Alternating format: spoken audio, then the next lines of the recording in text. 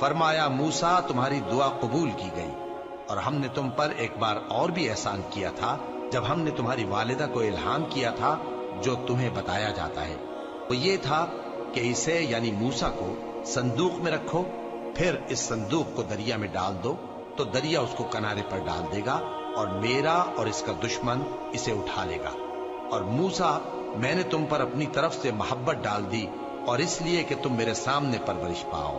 جب تمہاری بہن وہاں فرعون کے ہاں گئی اور کہنے لگی کہ میں تمہیں اس کا پتہ دوں جو اس کو پالے پوسے، تو اس طریق سے ہم نے تم کو تمہاری ماں کے پاس پہنچا دیا تاکہ ان کی آنکھیں ٹھنڈی ہوں اور وہ رنج نہ کریں۔ اور تم نے ایک شخص کو مار ڈالا تھا تو ہم نے تم کو غم سے نجات دی، اور ہم نے تمہاری کئی بار آزمائش کی، پھر تم کئی سال اہل مدین میں ٹھہرے رہے۔ پھر اے موسیٰ تم ایک اندازے پر آ پہنچے، اور میں نے تم کو اپنے کام کے لیے بنایا ہے، تو تم اور تمہارا بھائی دونوں ہماری نشانیاں لے کر جاؤ، اور میری یاد میں سستی نہ کرنا۔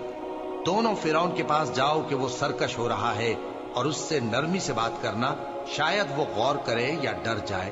دونوں کہنے لگے کہ اے ہمارے پروردگار، ہمیں خوف ہے کہ وہ ہم پر زیادتی کرنے لگے یا زیادہ سرکش ہو جائے۔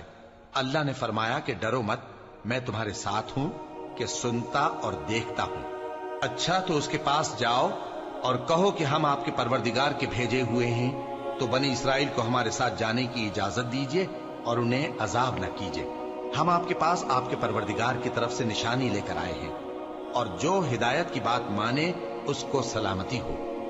ہماری طرف یہ وحی آئی ہے کہ جو جھٹلائے اور منہ پھیرے اس کے لیے عذاب تیار ہے۔ غرض موسیٰ اور ہارون فرعون کے پاس گئے، اس نے کہا کہ موسیٰ تمہارا پروردگار کون ہے؟